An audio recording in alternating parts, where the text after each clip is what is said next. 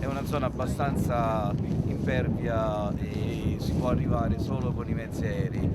I mezzi aerei purtroppo anche stamattina, che sono giunti sul posto, non hanno potuto operare, non tutti hanno potuto operare per il problema del vento forte che in quota pare che era intorno ai 100 nodi e a terra siamo oltre i 40-50 nodi. E quindi questa situazione per quanto possibile la stiamo solo tenendo sotto controllo sulle frazioni alla base del monte, che sono le frazioni di San Giuseppe, Marzano, Trinità, Monpantero e il Seghino. Ci sono circa 60 uomini UF, quindi di vigili del fuoco, dislocati intorno a queste frazioni. Ci sono attualmente un elicottero Lama e un elicottero 412 dell'esercito, perché i mezzi più grandi non hanno potuto operare, quindi il Canadair che è venuto sul posto ha rinunciato alle operazioni. Ci hanno dato come ulteriore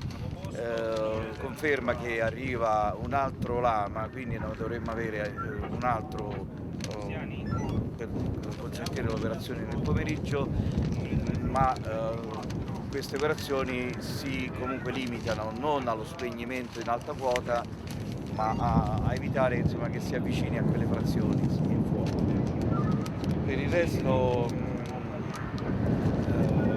ci sono anche dei volontari che stanno seguendo un po' da terra con molta difficoltà operazioni quindi di lancio per fare la bonifica, ma purtroppo è un pochettino anche qui difficoltoso. Purtroppo, come abbiamo detto, un incendio, ma come ieri pensavamo di averlo quasi sotto controllo, se non è bonificato non può essere considerato estinto, e il vento di oggi l'ha rinforzato e l'ha amplificato, lo ha portato a delle dimensioni ancora maggiori di quello che era ieri.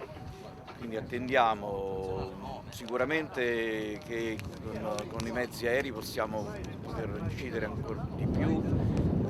e comunque la situazione per quanto riguarda sia la popolazione e per quanto riguarda le frazioni sono sotto controllo da parte comunque nostra.